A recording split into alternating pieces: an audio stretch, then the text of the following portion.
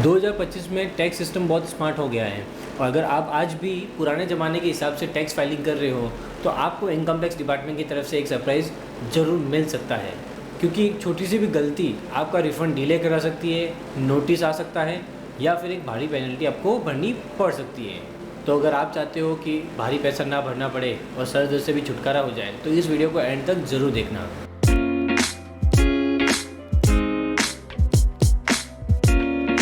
नमस्ते दोस्तों, मैं हूं मनीष रावल, एक टैक्स प्रोफेशनल, और मैं हर साल हज़ारों लोगों के ITR फाइल करता हूं। और हर साल कुछ लोग ऐसे मिल ही जाते हैं जिन्होंने अपने ITR में एक छोटी सी सिंपल मिस्टेक की होती है, लेकिन उनसे उनको लाखों का नुकसान हो जाता है। तो मैं आज आपके साथ शेयर करूँगा 2025 में जो मिस्टेक्स लोग ऑलरेडी कर रहे हैं वो आपको नहीं करनी है और आप उससे बच सको। तो शुरू करते हैं आज का वीडियो और सबसे पहले बात करते हैं मिस्टेक्स के बारे में। मिस्टेक नंबर 1, आपके AS में आज की तारीख में सब कुछ है, यानी कि आपकी FD का इंटरेस्ट हो गया, TDS हो गया, आपका बैंक का इंटरेस्ट हो गया, या फिर आपका म्यूचुअल फंड्स हो गए, स्टॉक का ट्रेडिंग हो गया, या फिर आपकी रेंटल इनकम हो। ऐसी सारी डिटेल्स, आपकी GST की डिटेल्स सब AIS में आज की तारीख में अवेलेबल है। तो आप अगर उसको AIS से मैच करके अपना रिटर्न फाइल नहीं करते हो तो हो सकता है कि आपको स्क्रूटनी मिल ही जाए। और AIS का मतलब होता है एनुअल इन्फॉर्मेशन सिस्टम, मतलब आप इसे नाम से ही समझ सकते हो कि आपके साल भर की सारी इन्फॉर्मेशन यहाँ पे अवेलेबल होती है। फिर नेक्स्ट बात करते हैं सेकंड मिस्टेक की, फॉरेन इनकम को छुपाना, यानी कि आप कोई फॉरेन का स्टॉक लेके रखे हो या फिर बैंक डिटेल्स है या फिर किसी ऑनलाइन प्लेटफॉर्म से आपको इनकम आई हो, पेमेंट आया हो, तो वो आप अगर छुपा देते हो तो उससे भी आपको भारी पेनल्टीज चुकानी पड़ सकती है, अप टू 10 लाख रुपीज़ तक, क्योंकि इसमें एक एक्ट लगता है फेमा और ब्लैक मनी का। थर्ड ऑप्शन है गलत ITR चूज़ करना, यानी कि अगर आप एक सैलरी वाले हो, साथ में फ्रीलांसिंग भी करते हो, तो आपके लिए ITR 1 नहीं होगा, आपके लिए ITR 3 होगा। तो अगर गलत ITR फॉर्म चूज़ कर लेते हो तो उससे आपको नोटिस आ जाएगा, आपको पेनल्टी भी लग जाएगी।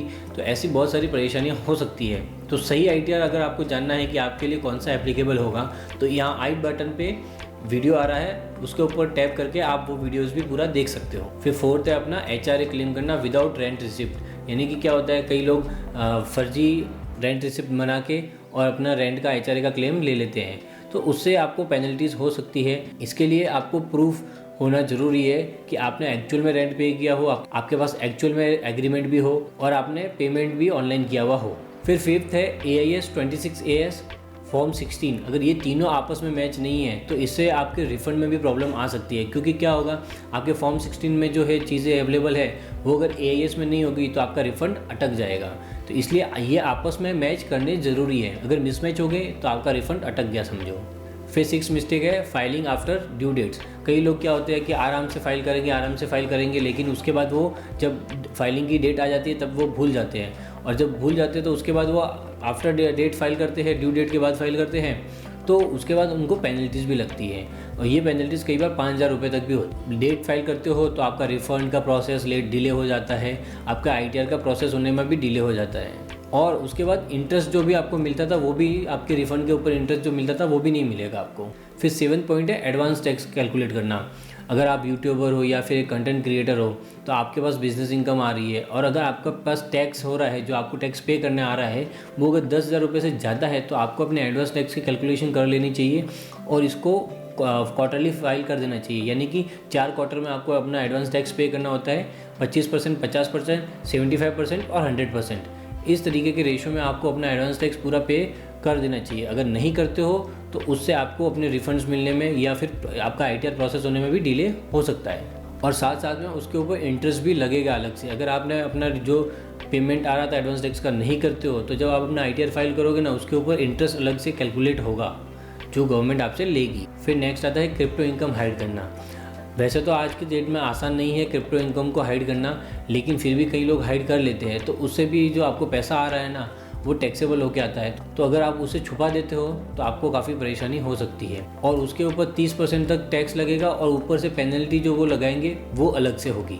फिर नेक्स्ट बात करते हैं फेक डिडक्शंस के बारे में। कई लोग क्या होते हैं कि ATC का फुल डिडक्शन लेने के लिए फेक डिडक्शंस ले लेते हैं, लेकिन अब ऐसा है कि आपको फेक डिडक्शंस नहीं लेने चाहिए। अगर आप फेक डिडक्शंस ले लेते हो तो स्क्रूटनी आने की चांसेस बढ़ जाते हैं आपके ऊपर, और अगर स्क्रूटनी आ गई तो आपके पास डॉक्यूमेंट्स अवेलेबल नहीं होंगे तो आपके ऊपर हैवी पेनल्टीज़ लग सकती है। फिर नेक्स्ट है आधार और पैन आपस में लिंक ना होना। कई लोग क्या होता है कि अपना रिटर्न फाइल कर रहे हैं बट उनको पता ही नहीं है कि अपना आधार और पैन आपस में लिंक है या नहीं है। वो अपने सीईओ को देख के रखा हुआ है, वो फाइल करते हैं तो ठीक है, नहीं करते हैं तो ठीक है, ऐसा करके काफ़ी लोग अपना रिटर्न चलाते हैं। लेकिन अगर आपका आधार और पैन आपस में लिंक नहीं है तो भी आपको पेनल्टीज़ आ सकती है, और हो सकता है कि अगर आप सही टाइम पे अपना लिंकिंग नहीं कराओ तो आपका पैन कार्ड भी सस्पेंड हो सकता है। फिर नेक्स्ट आता है अपना बैंक डिटेल्स गलत डालना। कई बार क्या होता है कि लोग ऐसे ही बैंक डिटेल्स डाल देते हैं, ध्यान दे के डालते नहीं है। कभी IFSC कोड गलत डाल दिया या फिर बैंक के जो नंबर होते हैं अपने अकाउंट नंबर, उसमें से कोई नंबर ऊपर नीचे हो गया, तो उससे क्या होगा कि आपका जो रिफ़ंड आने वाला होता है ना वो डिले हो जाएगा, क्योंकि आपको पता भी नहीं होगा कि आपने गलत डाला है और वो अंडर प्रोसेसिंग में वहाँ पे पड़ा रहेगा और बैंक फेलियर के नाम पे आपका रिफ़ंड आपको मिलेगा तक नहीं। फिर नेक्स्ट आता है सैलरी और फ्रीलांसिंग गिग वर्क जो होता है ना, फ्रीलांसिंग वर्क, वो आपस में कंबाइन करके अपनी इनकम को कैलकुलेट नहीं करते लोग। कई बार क्या होता है कि लोग सैलरी को अलग काउंट करते हैं और अपना फ्रीलांसिंग वर्क को अलग काउंट करते हैं, लेकिन आपका दोनों का जो इक्वल काउंट होगा ना वही आपकी इनकम होगी। तो आपको दोनों प्लस करके ही काउंट करना होगा और उसके ऊपर ही आपको अपनी टैक्सेबिलिटी कैलकुलेट करनी होती है। फिर नेक्स्ट आता है कई लोग अपना जो रेजिडेंशियल स्टेटस होता है ना वो गलत डाल देते हैं, वो आपको गलत नहीं डालना चाहिए। कई बार क्या होता है NRI लोग जो होते हैं वो अपना स्टेटस NRI ना करके रेजिडेंटली रखते हैं, तो उससे क्या होगा कि उनकी जो ग्लोबल इनकम जो भी होगी ना वो डबल टैक्सेबल हो जाएगी और साथ में जो टैक्स रिलीफ भी मिलता है आपको वो नहीं मिलेगा।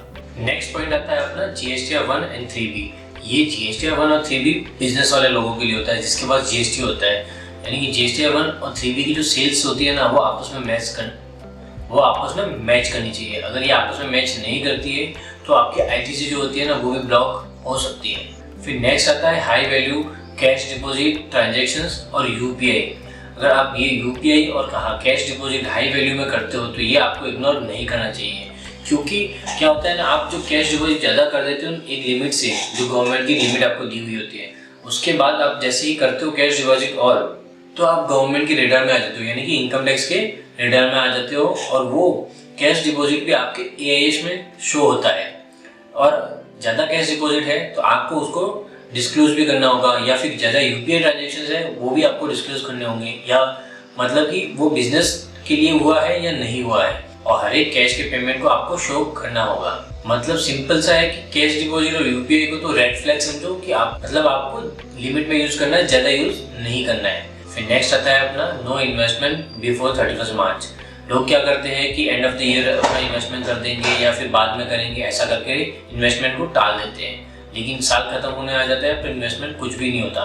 तो इसीलिए आपको या तो मिडल ऑफ द ईयर या फिर स्टार्टिंग ऑफ द ईयर तभी आपका अपना टैक्स प्लानिंग के साथ में आपको इन्वेस्टमेंट प्लानिंग भी कर देनी चाहिए कि आपको कहाँ पे पैसा कितना डालना है। और फिर आता है ITR खुद से फाइल करना। कई लोग क्या होते हैं कि मल्टीपल इनकम होती है उनके पास, लेकिन उनके पास ITR की पूरी नॉलेज नहीं है। जो नॉर्मल सिंपल फॉर्म की नॉलेज है आपके पास, उससे आप अपना ITR फाइल कर देते हो, लेकिन पता नहीं होता कि आपके पास अलग अलग इनकम की अगर सोर्सेज हैं तो अलग अलग ITR फॉर्म्स उसके ऊपर एप्लीकेबल होते हैं। तो उसको कंबाइन करके कहाँ पे किस तरीके से शो करना है वो आपको पता नहीं होता और आप यहाँ पे गलती कर बैठते हो और उससे आपको पेनल्टी आ सकती है। और ये जो टैक्स एक्सपर्ट होता है ना वो आपके 10,000 रुपये नहीं बचाता, वो साथ में बचाता है आपको नोटिस के टेंशन से। मतलब आपको कोई फ्यूचर में प्रॉब्लम नहीं आने देता। आप क्या करते हो, 1,500 रुपये बचाने के चक्कर में खुद से ITR फाइल कर देते हो, लेकिन उसके पीछे आपका लाखों का हज़ारों का नुकसान हो जाता है, वो आप कभी देख नहीं पाते हो। तो ये थी मोस्ट ऑफ द मिस्टेक। जब आप 24-25 का रिटर्न दिया कर रहे हो तब आपको ये सारी मिस्टेक्स ध्यान में रखनी है कि ये इसमें से आप कोई भी फॉलो ना करो। इन सब से आपको मिस्टेक से बचना है। और अगर आप चाहते हो आपका return error free, audit safe और मैक्सिमम रिफंड के साथ प्रोसेस हो और फाइल करना है तो आप नीचे दिए गए मेरे ईमेल आईडी पे भी मुझे मेल कर सकते हैं या फिर कमेंट में भी लिख सकते हैं ITR, तो मैं आपसे कांटेक्ट कर लूँगा। और मुझे कमेंट में ये भी बताओ कि आपने कभी ITR खुद से फाइल किया है तो उसमें कौन सी मिस्टेक की है, और अगर जो मैंने बताई है उसमें से कोई मिस्टेक की है तो वो भी कमेंट में मुझे बताओ।